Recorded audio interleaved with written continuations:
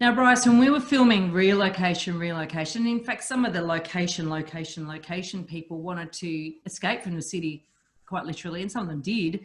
And of course, now in this COVID world, it's apparently becoming quite a trend. It's search to get outside of the metropolis, and you yourself have actually done it. What do you think are the key factors that people look for, and then those that they should look for but aren't looking for? Well, lifestyle design, right? So I think that as a result of COVID, you're right. A couple of things. I have escaped from the city myself and absolutely loving it. But it was really at the end of 5 to 7 years worth of decision making with my wife and I as to whether or not we'd take the plunge. I'm a Perth boy. I married a Melbourne girl.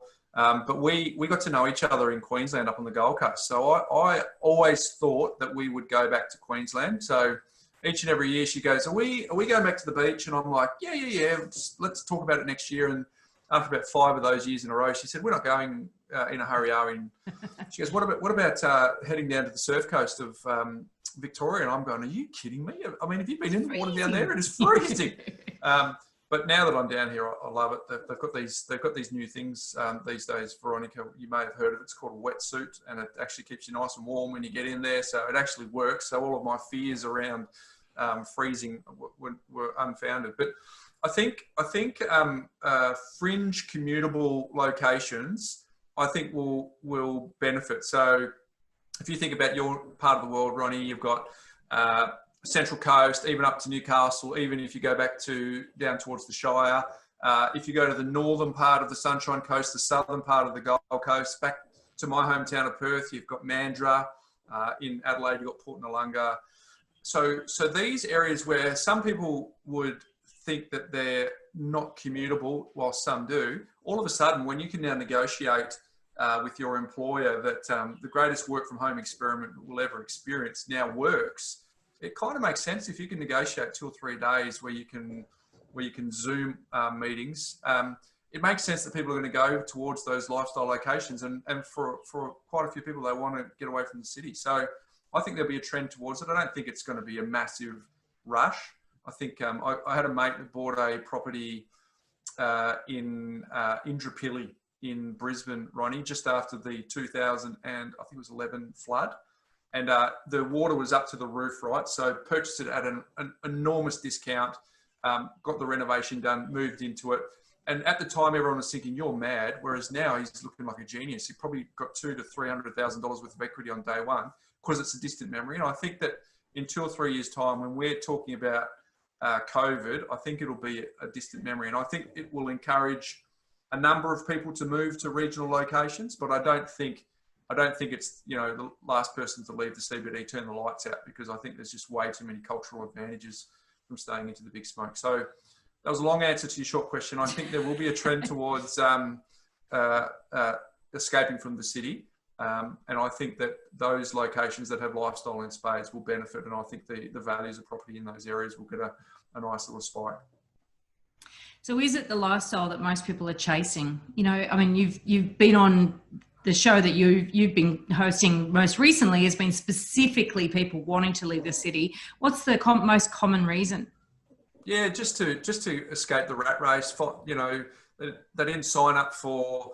If you know very well, Ronnie, more than most living in Sydney, but you've got these very small blocks of land in tight, cramped conditions, and then you get stuck into the rat race, and you kind of think, wow, is there a bit more to it than this? So, the fact is, I could take my kids across the road. We can go for a surf, or we can go for a stand-up paddleboard. The community where I live is amazing, and the opportunity to, I go down to Lawn for a barbecue on the weekend now. It only takes 45 minutes. Just the enormity of the lifestyle that's on offer. Because I always think that you've got to have some access to a capital city job market prior to COVID, because that's where the dollars and cents are in terms of where the big multinationals are, and that's where they're dishing out the big salaries. Whereas when you're in regional, clearly that wasn't necessarily the case, but now you can actually get a bit of both. I do think the locations that deliver lifestyle second to none. Think about going to the Central Coast in Sydney. it's affordable real estate there versus northern beaches of Sydney. So it's just that little bit more of an affordability play for a lot of people while still being able to commute for six-figure salaries.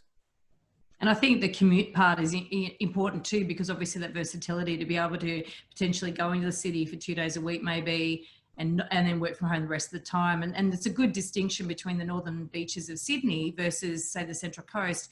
Not all of the Central Coast, but part of it is serviced by a rail line, whereas the northern beaches are serviced by a bendy bus.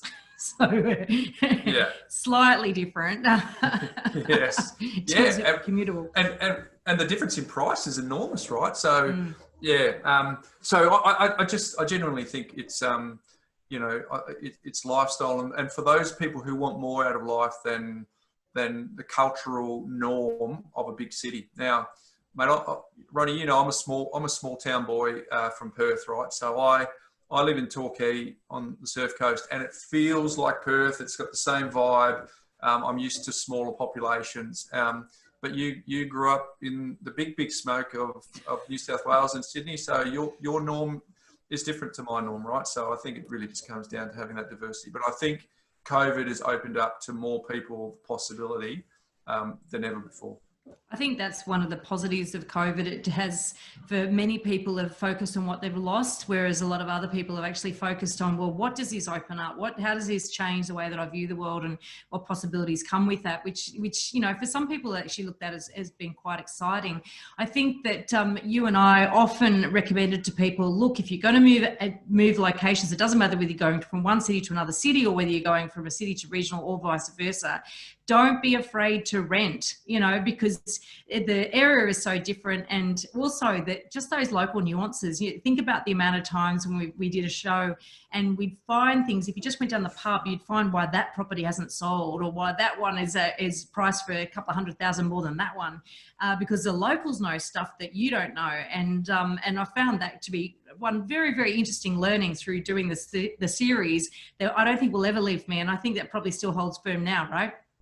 Absolutely. I rented, Ronnie. We came down, we packed up everything up in the big smoke, and we rented a property in Torquay. And to be honest, I am the living, breathing example of what you just said. The suburb, the part of Torquay that I wanted to live in when I moved down is not the place that I settled on. And as I sit here now in my house, I am stoked that my first decision wasn't my final decision. So I'm the living, breathing epitome of what you just said. Well, that's fantastic. I love to hear that you take your own advice. Yes. Well, we'll come back and we'll have one final segment where you and I swap some stories about what we did learn through running together around the countryside, helping people buy property.